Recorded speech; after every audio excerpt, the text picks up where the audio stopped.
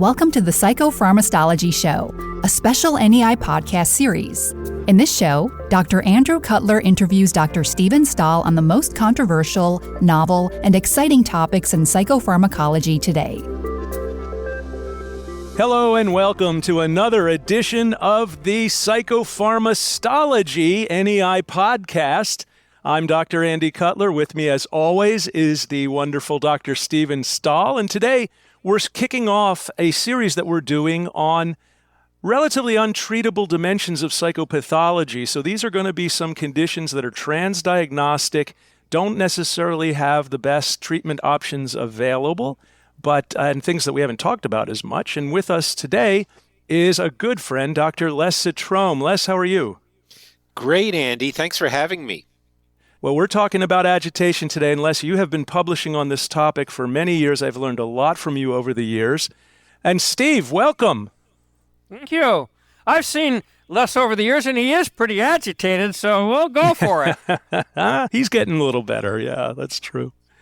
Well, let's just start off. Basically, when we say agitation, people use that term all the time. What the heck do we really mean when we say agitation? What is that? Well, agitation is a relatively broad term, which means increased activity verbally and physically. It doesn't necessarily mean agitation leading to aggression, and doesn't necessarily imply that the person's going to be violent. It just means they're agitated, they're uncomfortable. It's ego-dystonic, so someone doesn't like being agitated. And that's our hook, actually, into getting treatment for them, because they are uncomfortable. Now, if we don't do anything about it, then we can get the escalation from agitation to aggression and perhaps violence. I see. So can we conceptualize this as a bit of a continuum then? Is there a trajectory to it?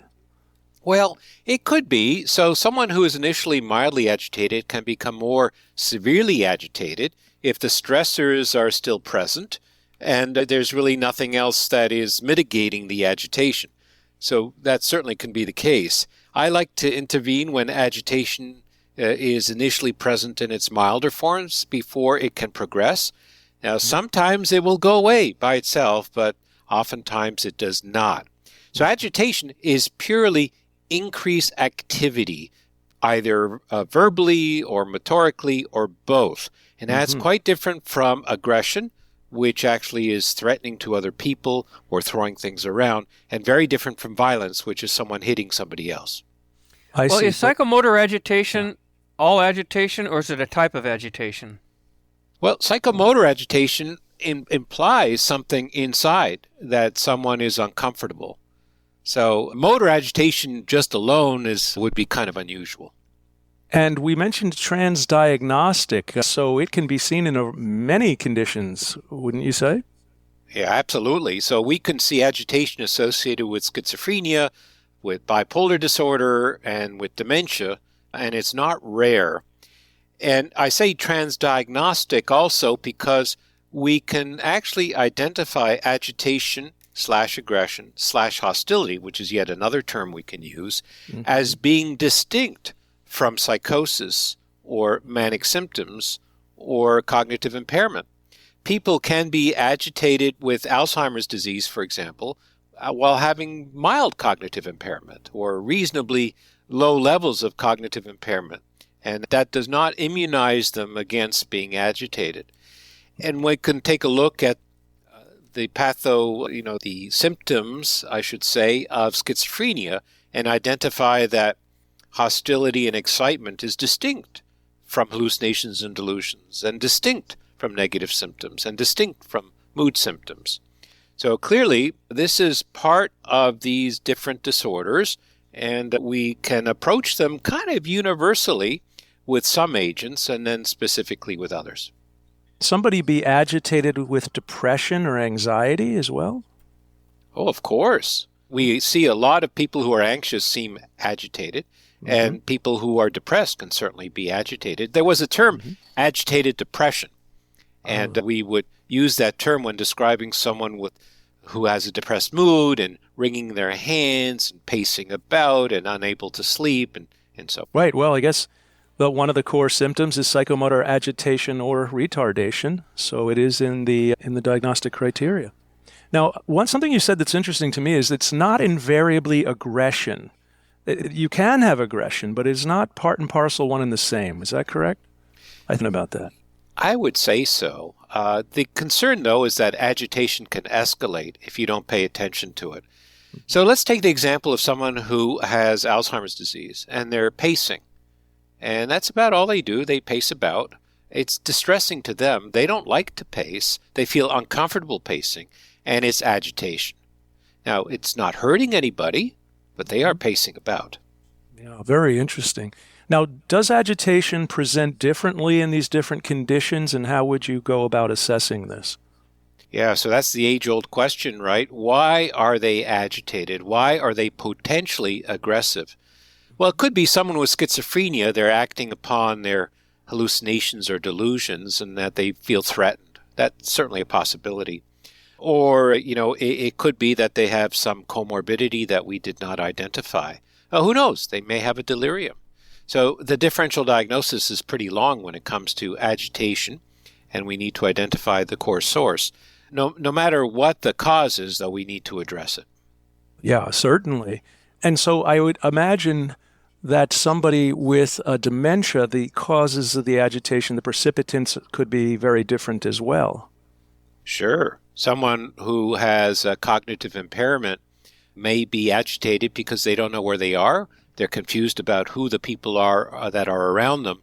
And frequently, we'll employ some behavioral approaches to their agitation when we can.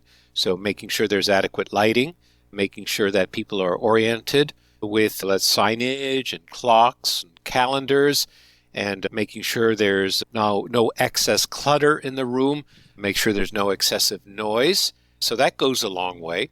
There's a reason in nursing homes why name tags have the name of the function of the person in very large font, such as nurse or doctor or social worker.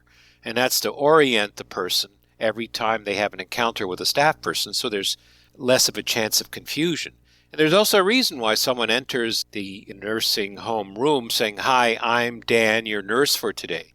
Even though Dan, the nurse, may have been the nurse all month long, every day they have to reintroduce themselves. So those are some of the things that we do to help people maintain a sense of knowing where they are and have a less likelihood of becoming agitated because of fear. The other thing with dementia in particular is the oppositional behavior that can be present when someone is told to bathe or eat or take their medicine, when someone is confused about the need for bathing, eating, or taking medicine. So rejection of care can lead to agitation, and that's often the precipitant for someone ending up in a nursing home. Can I ask what the difference is between akathisia, anxiety, and agitation? Are these kind of like different aspects of the same thing as you see it, or are they much different from each other? Well, Stephen, I'm glad you brought up akathisia, because that's often a huge miss on our part, that we continually increase the dose of the antipsychotic in the hopes of addressing the agitation when in fact they seem worse. And that's because it's akathisia, which is iatrogenic. Akathisia is that feeling of inner restlessness that is uncomfortable, and it's manifested physically by pacing about, moving about, being unable to sit still. Unable to sit is I think in Greek, akathisia, and that can be confused for agitation due to other reasons. And there, the treatment is reduce or eliminate the offending agent. Well, Steve, are there common neurobiologic mechanisms here, or common neurobiologic pathways? Well, we're just beginning to understand that because it's been treated a little bit more symptomatically and phenomenologically because it's not a diagnosis. It's a dimension of psychopathology that fits with lots of different diagnoses, as Dr. Citrome has already said. So, but there's interest that certain pharmacologic agents now that either have data or approval seem to help agitation, at least in the dementia sphere. So rationalizing backwards, you can assume that those neurotransmitters are involved, and they would be things like Brexpipol, which has been approved, and also the combination of Dexter Methorphan with other things, whether it be the one marketed compound, not approved yet for this, but approved for depression with the bupropion, It's also been studied, with some other combinations. Maybe glutamate is involved, and maybe, if you will, some of the neurotransmitters. You could say because Brexpiprazole, for example, is in a group of drugs that you would not give to dementia, right? Except this is paradoxically approved for something for which it's also got a black box warning. I love that. But what's the property of Brexpiprazole that is doing this? Is it the dopamine, or is it one of those other million different pharmacological things that we have? Sure. We've kind of wondered whether that hasn't a little bit more been related to some of the noradrenergic alpha-1, alpha-2 properties, rather than some of the other ubiquitous serotonin and dopamine ones. But so that's the answer to your question. Maybe alpha-1 noradrenergic, alpha-2 noradrenergic, and methyldeaspartate glutamate may be involved with the regulation of agitation. Well, it seems to me just kind of broadly, and maybe the audience will resonate with this, that it's a bit of a failure of top-down regulation. Les, is that a way to think about this? So the indication itself is agitation associated with. And the idea is that we can identify maybe something specific for a diagnostic entity, but in truth, probably it applies across the board. Yeah. Well, we do have some treatments that are approved. As Steve mentioned, we have Brexpiprazole for agitation associated with Alzheimer's dementia.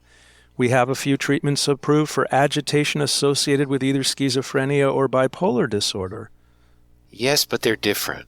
So currently, the treatments that are approved for agitation associated with schizophrenia or bipolar disorder are for PRN use. The strategy there is to treat the agitation as it is present and decrease the intensity of it in the moment. And they work quite well, and we've been doing this for quite some time. These agents were tested amongst patients who were acutely agitated as PRNs, or stat doses specifically. Whereas the strategy for the Alzheimer's disease indication has been to, not as a PRN, but as an ongoing medication regimen to decrease the intensity and frequency of future episodes. So it's playing the long game, so to speak, and rather than PRN quelling the acute episode, is hopefully making life easier for them in the long run. It's a different approach. I think it's well worth considering. Yes. In reality, you need both. You need both something to work acutely and then something to work longer term. There is another product we didn't talk about yet, which is really interesting. I just learned how to pronounce it recently. Dexmedetomidine sublingual film. And dexmedetomidine sublingual film is approved for agitation associated with schizophrenia or bipolar disorder in general, whether you're manic or depressed, doesn't matter. And it's used as a PRN.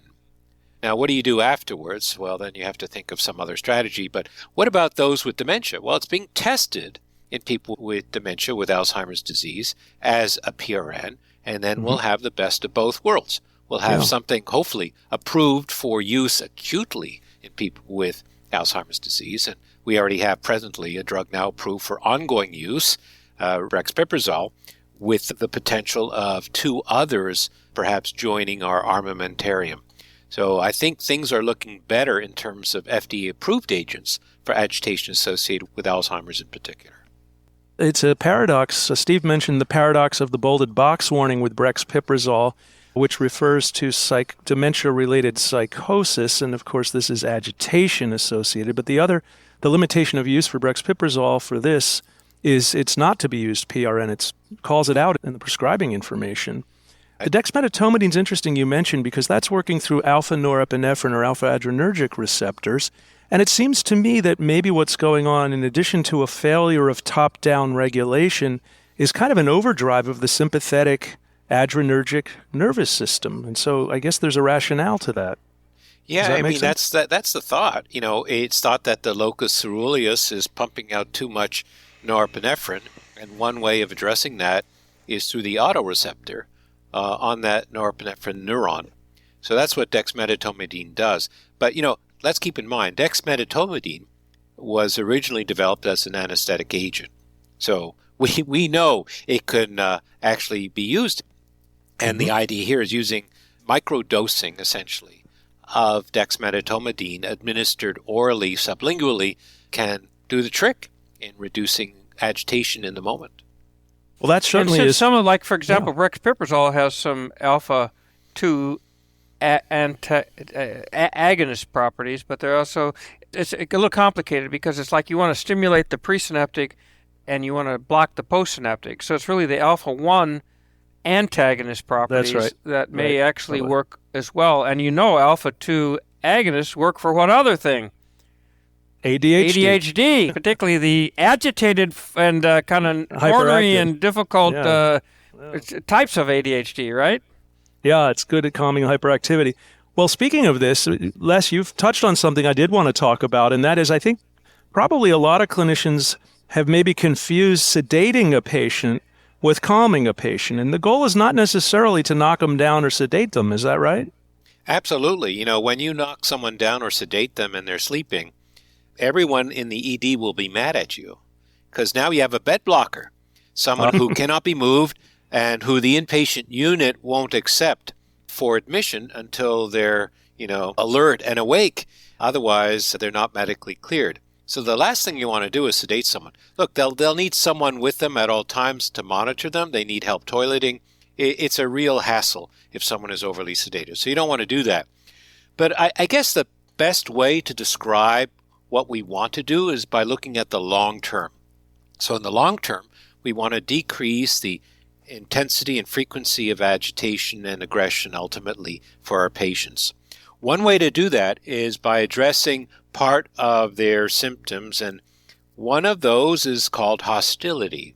So hostility is a driver of aggressive behavior, period. We've known this from research that has looked at rating scale scores of hostility and correlating that with the risk of actually engaging in some aggressive or violent behavior. We want to get hostility down. So let's define it. Hostility is an attitude that people find quite bothersome and irritating. It's looking at the world with a very negative way, and the positive and negative syndrome scale actually has a hostility item. And part of the instructions is that you also measure things that you wouldn't think are necessarily all that hostile, like sarcasm. So you wouldn't think sarcasm would be a terrible thing, but actually it grates on people's nerves. And if you are sarcastic all the time, you're not going to get along with people, and you're going to end up perhaps getting agitated and perhaps becoming aggressive. So we can use hostility as a marker of something we want to address. Well, wouldn't you know it? We have all this data of hostility scores from all the clinical trials conducted in schizophrenia and some conducted also in bipolar mania. And we can look at, can we influence the hostility score independently of addressing psychotic symptoms or manic symptoms or sedation? And we can. We can actually identify a specific anti-hostility effect for the second-generation antipsychotics in general. For this is quite marked, such as for clozapine, where we can reduce hostility and aggression independent of any reduction in psychotic symptoms, manic symptoms, and it's not related to sedation. Are you saying that you can actually learn to not be hostile, or you have to be poisoned not to be hostile? Yeah. Well, you can actually be treated to be less hostile. And we've done this quite successfully on the inpatient units at the state hospital where I used to work. And of all the antipsychotics that are available, I probably have the most experience with clozapine. So you're saying it's a direct or specific anti-hostility action. Yes. That's kind of a novel idea, I would think, for a lot of our audience here listening in. Because traditionally, I would venture to say that traditionally people have used PRN antipsychotics, benzodiazepines, other kinds of sedating things to calm or knock people down. So it sounds like we've been really using a very blunt instrument here rather than a scalpel. Well, it's actually complementary. When someone is acutely agitated, you have to address it, because otherwise someone's going to get hurt. But what are you going to do afterwards? Once they're calm, what are you going to do? Wait for the next episode of agitation? No, you want to decrease the risk of that happening again. And you can do that with the specific anti-hostility effect of the medicines that we have available today. Of all of them, clozapine is probably the best, but unfortunately, clozapine is not for everyone. What's second best is olanzapine, but generally, all of the second-generation antipsychotics can be demonstrated to have a specific anti-hostility effect. Now, this happens to be the case not only in schizophrenia, but also in bipolar disorder, where you can demonstrate a anti-irritability effect and an anti-hostility effect if you have the right rating scale being used, independent of a reduction in manic symptoms, and importantly, independent of sedation. That's actually very it makes me wonder, have you ever seen anybody take the approved neuroleptic, if essentially piprazole, and post-hoc analysis to see whether or not it was a powerful anti-hostility score? I've not seen that. Have you? Well, yes. So I've spent the last decade and a half doing these post-hoc analyses. They help address this question. For Brexpipol? Yes. I missed it. Les, I missed it. Tell us more. It's essentially the same playbook. You pull together the different studies. You look at a couple things, hostility item. You look at the PANSS excited component. You can talk about not only hostility, but also agitation over the long haul. But, this is not rocket science. Once you got the method down, you just, rinse and repeat here and show everyone that, hey, these medicines are a useful approach in addressing one of the most perplexing and problematic symptoms that we see. Yeah. Well, most of the atypicals do have anti-alpha properties. They do have some antagonism at alpha receptors, either one or two. So there could be a common theme. Absolutely.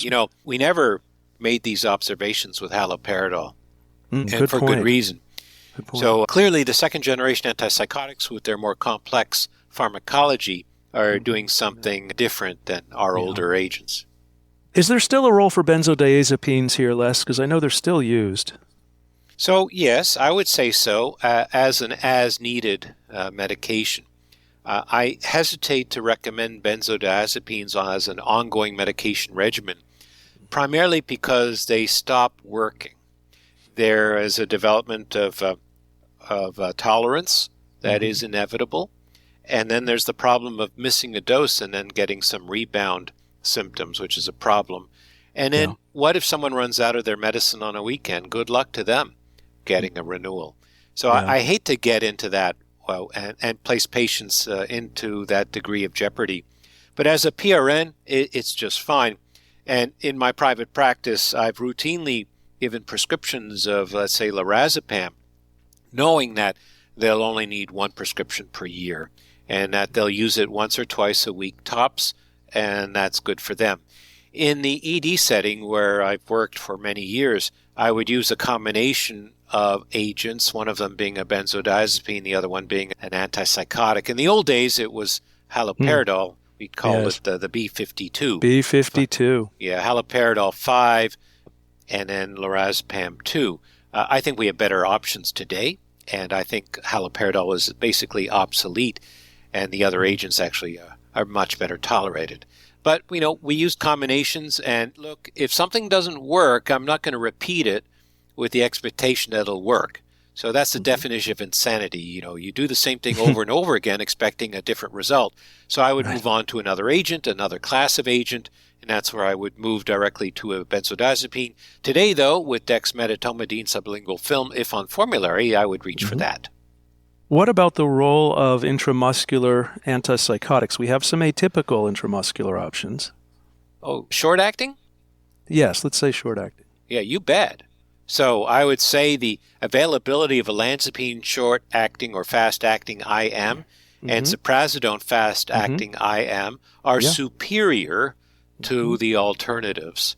And it's just too bad that we don't use them as much as we should, and that we seem to be married to haloperidol IM with all its problems with the intermittent cases of acute dystonia.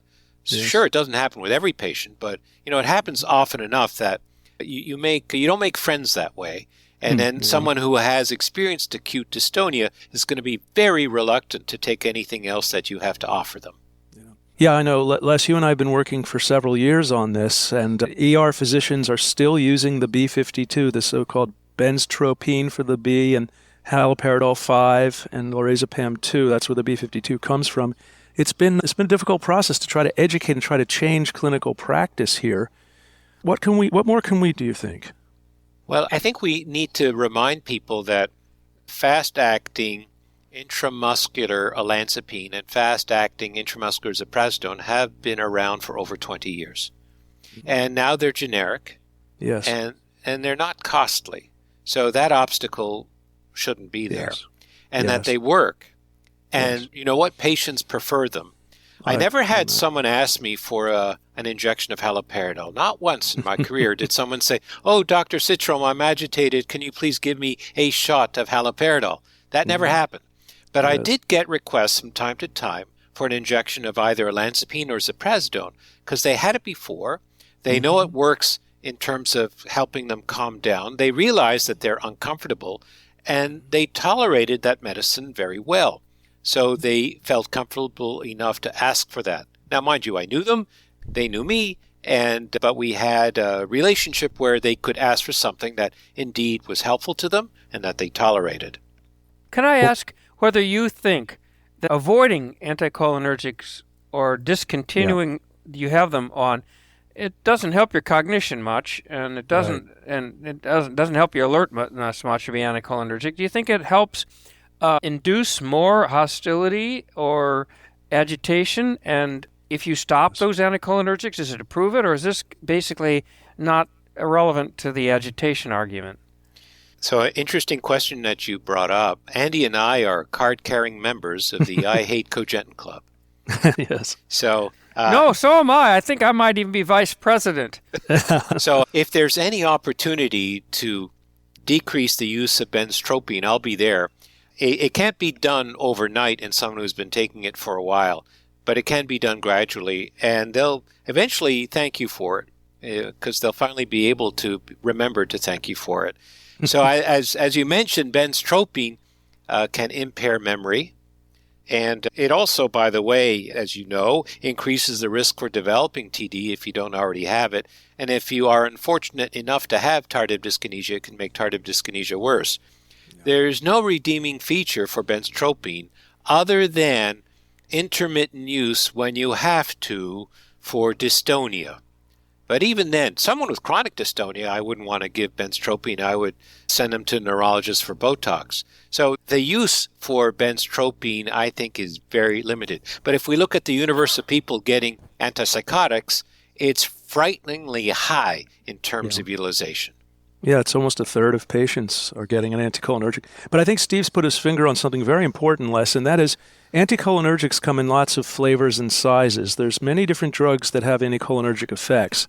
And I can't help but think that he's 100% right, that if we can minimize anticholinergic burden, which is going to be cognitively impairing, it can even lead to delirious states, which of course are a big risk for this agitation. It can't be a bad thing to be minimizing anticholinergics. So that's a very important part of the management here, I would say. I might just throw in something here now for advanced thought. If we start getting some of these procholinergic agents into practice, yes. one of which is coming actually probably in September, and it may not only come for the psychosis of schizophrenia, but for the psychosis of Alzheimer's, and possibly used off-label as soon as it's approved anyway. It's possible that these bad cogentins of the world that we are against in our club may actually block the ability of these new drugs to work because they are blocking the new. It's just something to keep in mind. We've never had to worry about that before, but I'm just throwing that in there in case you think about it in a few months. Yeah, another reason to hate cogentin. So I think TD is good enough a reason to not particularly like cogentin. Cognitive impairment is the second issue that I would like to avoid with my patients who are already cognitively impaired. Yes. And lastly, should we wish to use these muscarinic agonists or positive allosteric modulators, whatever we'll have on hand, they won't work if you have Benztropine on board, I don't think. Yeah. So we definitely have to pay more attention to this. Well, as an older man, I don't like urinary retention or constipation either, just to throw that in there. But Steve, you raised an interesting point. I wonder if these agents will be calming in some way. That is fascinating. We know that there's the possibility of procognitive, especially with M1. Well, Well, Andy, there was a poster presented at the schizophrenia. Was it at CSIRS or was it at NEI Synapse? Must have been at NEI Synapse. Yeah, that's where I saw it. That's a great meeting. That's a great meeting. Wonderful meeting. I wonder who puts it on. Anyway, the meeting had a poster reception, and one of the posters was for the xanomeline-trospium combination from the clinical trials, looking at the pan's-excited component, demonstrating a decrease in agitation. Well, I'm not surprised. If you address the positive psychotic symptoms, you will address the excited component. I'd like to see if there is a specific anti-hostility effect, though. And Me as well. I've been asking the company to do this kind of analysis. Maybe they'll do it now, but it would be something of great interest. Does it do better? Does it do that job better than other agents? We don't know. So I can't wait to get hold of that agent and see for myself. Well, not only that, Les, but you bring up a very important thing that the listeners should all be helping us with, that the three of us have been doing for what we call in the UK donkey's years, which means a long time, and that is to look for a new indication of a drug with a new mechanism, even though it's coming in the door of a different mechanism. So I will lay you odds right now. I don't think anybody's going to take this bet against me, but maybe one of you will. I'm going to bet that the indication of muscarinics, pro-muscarinics, will not just be limited to psychosis, but there will be some unknown and possibly important thing, just like how these agents crept up in bipolar depression against all odds and any theory. And made perhaps their largest impact in mood disorders and not in psychotic disorders, particularly the new ones. I think the same thing's going to happen with these drugs. And the way to do that is to put it out there and observe and see things that are a little unexpected and are different dimensions of psychopathology other than the core one for which is approved by the FDA. And with that, we may be able to expand. I just have a hard time believing that cholinergic receptors are in the brain only to control psychosis. I think that there's lots of them all over the brain. And, of course, we have M1 drugs and M4 drugs and combination drugs, et cetera, which is part of the other story. So anybody take me up on that and say, no, it's Dr. Stahl, it'll only be psychosis. Is anybody going to take that position against this idea? No way. I actually look forward to hearing from our colleagues when these drugs get on the market, because I've joked for years, Steve, you've heard me say this, I've always done these trials that gets drugs approved, so I do the research that gets it in the clinician's hands, and then the real research begins. Yeah. Because they'll give it to lots of patients, and they'll observe, and they'll tell us.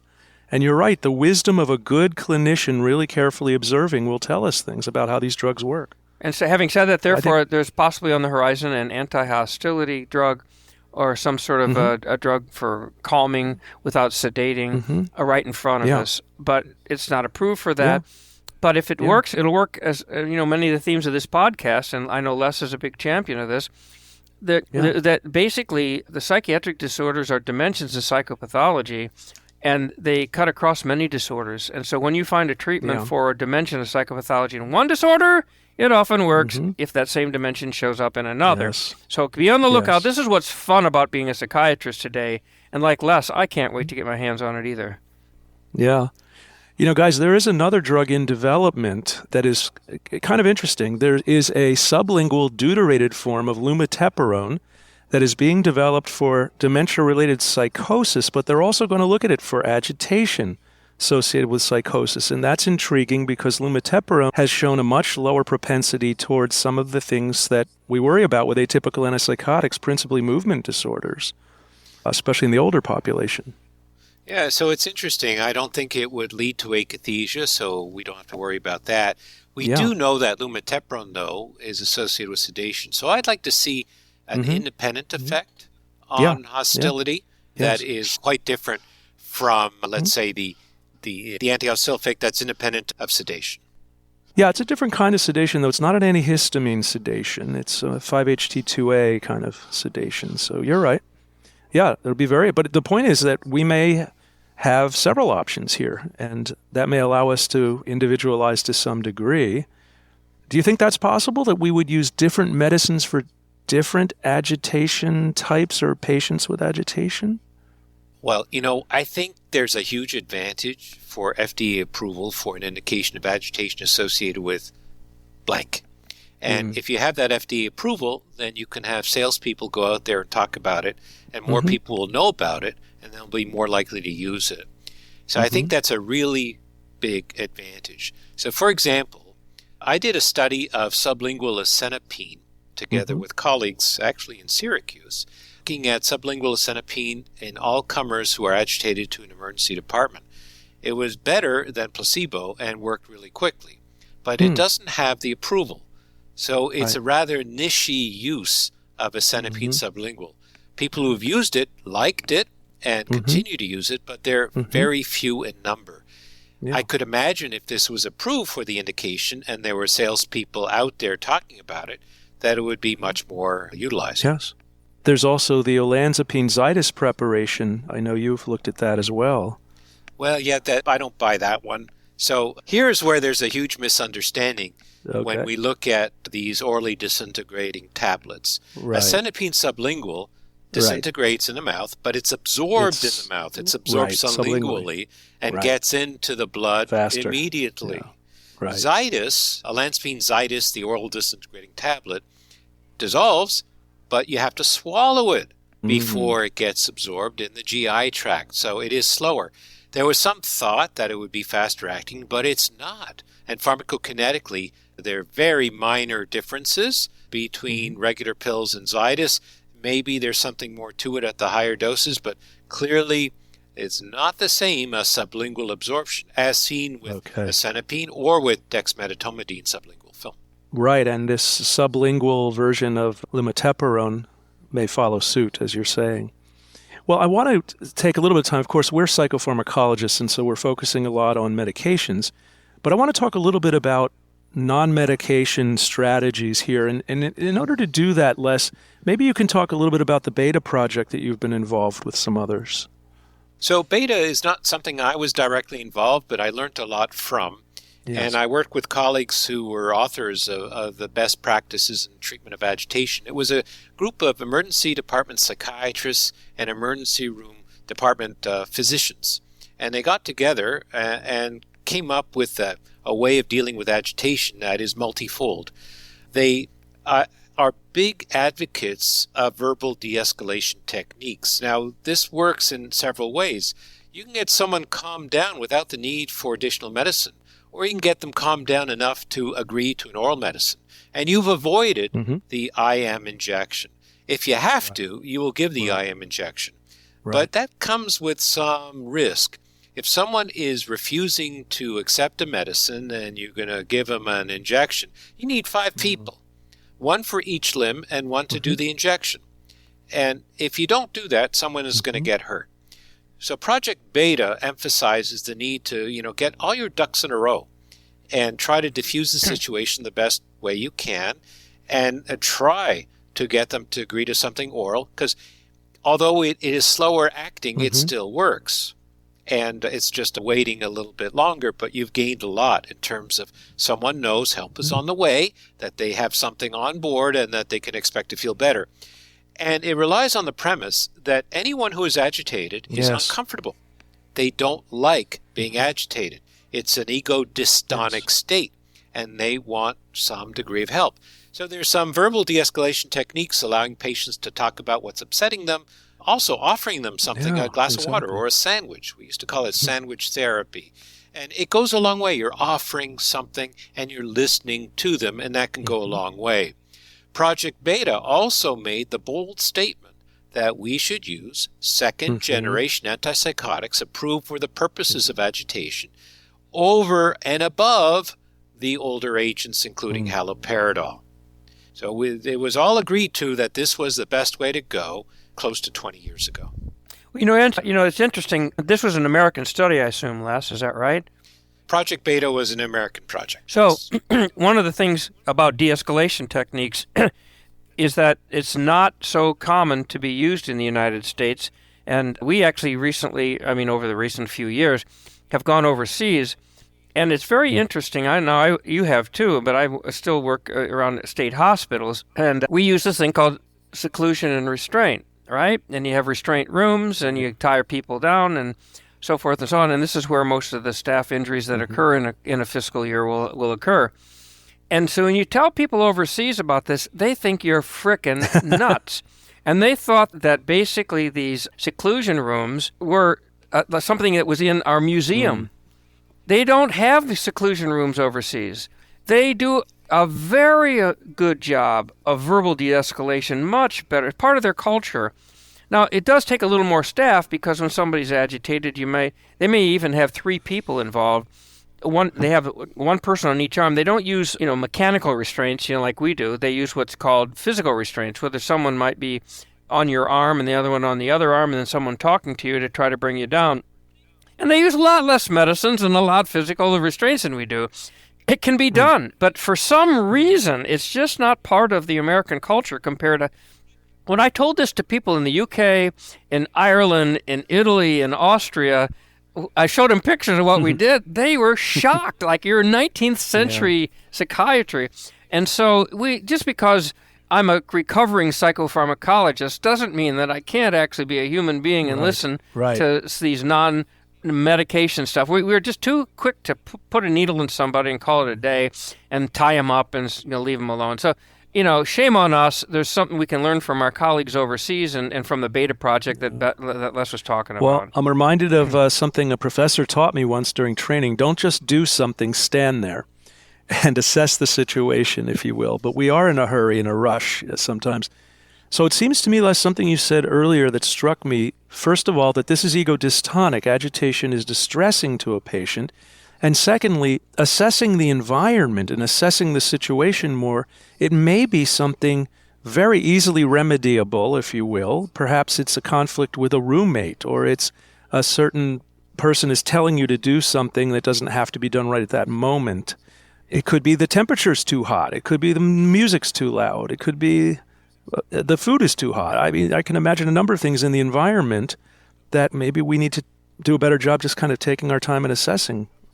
I think you're right, Andy. If we look at what results in agitation/aggression, it could be a product of a psychotic process. It could be a degree of impulsivity and lower tolerance to things that irritate a person. Now, God knows I'm irritable. And so things tick me off. And I would imagine if I didn't have enough cortical control, then I would, get into trouble more often. And lastly, there's also the aggression from psychopathy, which is different, which we didn't touch upon here today, and we don't have any medicines for that, but that sometimes gets into play in combination with impulsivity and in combination with psychosis. Well, we've talked about assessing the environment, about non-pharmacologic interventions. What about the role that people in the patient's environment, maybe caregivers or family members, how can they help us with identifying and managing agitation? Well, if they have a tool on hand to help when this happens, they'll feel a lot more comfortable. So I think having, whether it be a pill at home, in case of emergency, break glass type of thing, then that's very helpful, keeps everyone calmer. So making sure that's available. And then also providing some tips about what are triggers that, really tick off your son or daughter when you talk to them. And it works both ways. What does your son or daughter say that ticks you off, and then that escalates into a problem? So I have often referred families to NAMI in order to learn more about the disorder, more ways of learning about how to manage the disorder, and the day-to-day life of someone living with a psychotic illness and how to best deal with that. And providing some concrete ways of addressing that goes a long way too. But having that medicine available at home, I think also is very helpful in terms of reassurance. Yeah, the dexmedetomidine sublingual film you're talking about currently is to be administered in a healthcare environment, but I believe the company was looking at an at-home use for that. Yeah, they were. So here it's a matter of establishing to the FDA, convincing them that it's safe. That it's effective, I think no one has any question. But is it safe? Can it be given at home, and at what dose? But also, your concept of how to communicate with someone and how to listen, I don't know if you've had this, I'm sure you've had this experience that I've had many times when the family member says, can't you just convince them that this is not real? Or can't you just tell them this? And the answer is no, I can't, because your perception is your reality. And so teaching them ways to validate the person's experience without feeling like I'm agreeing with you, trying to look more at not is this real or not, but it must be terrifying to have this belief or this hallucination. So reframing exactly. it, if you will, yeah. Yeah, so I really like the way you said it. It must be terrifying to have this thought. I mean, that's very empathic and could really demonstrate to the person who experienced this thought that you really care about how they feel and not about the thought itself. Right, or in the case of agitation without psychosis, it must be uncomfortable for you. It must be scary to be out of control or to be this agitated. It seems like a good way to gain some empathy, too. Yeah. Right, or pacing about. It must be uncomfortable to have to pace about. Very interesting. So what are there some other unmet needs that we haven't addressed? Are there some other things that we need to think about that maybe we can do better in the future here? Well, I think we can circle back to the idea that our interventions today are multifold. You know, we talked a bit, probably not enough, about the verbal de-escalation techniques and ways of interacting with people that don't tick them off. So we can all use a few more lessons regarding that. And then the availability of some newer psychopharmacological agents that do not require an injection, which would be easier to offer someone, and they'd be more readily accepting of it. I think that's certainly a big help, but we don't use them necessarily because maybe they're not on formulary, maybe we don't even know about them.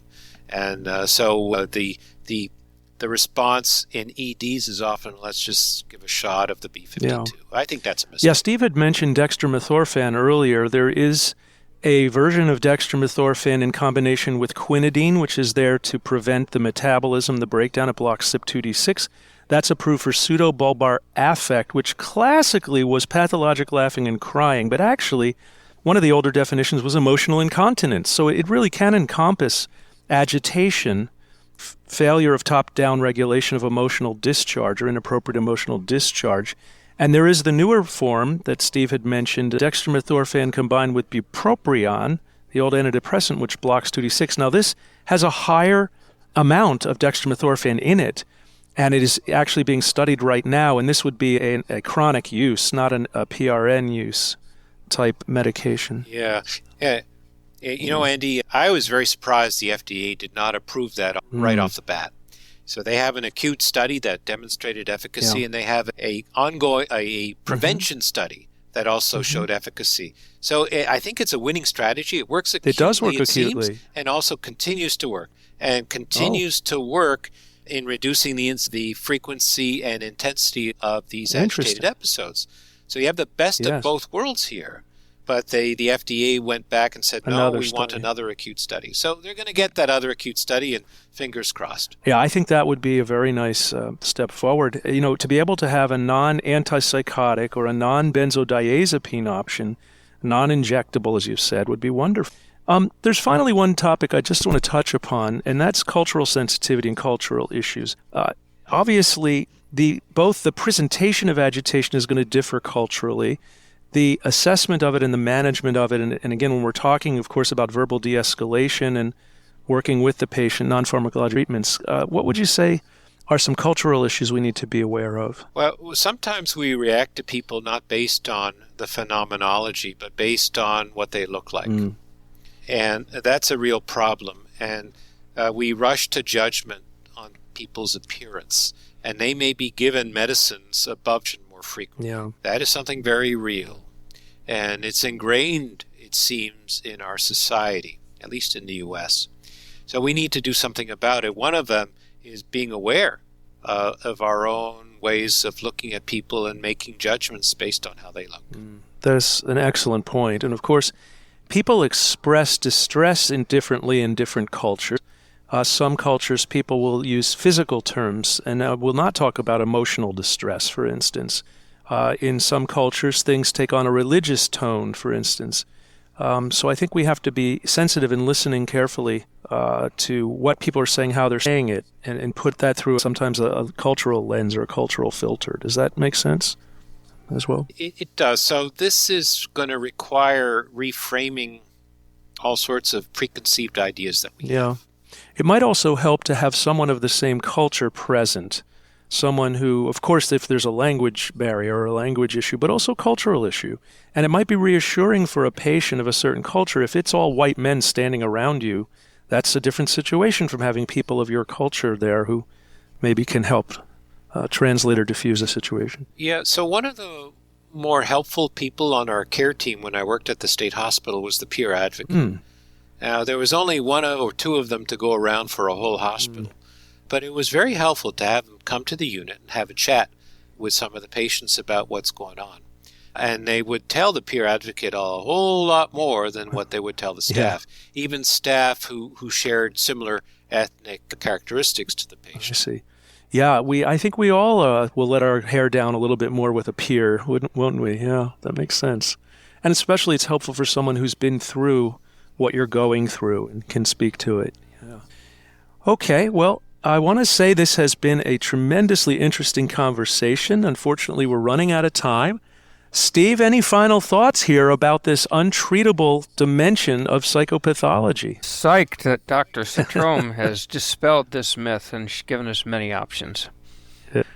Yes, me too. And Les, what final thoughts do you have for our listeners? Well, first off, I want to thank you, Andy, and thank you, Steve, for having me here on this podcast and offering an opportunity to talk more about the need to think in more modern terms about what we have available and to learn from what's been used with success in a variety of other settings. Maybe we can apply it to our setting. Well said.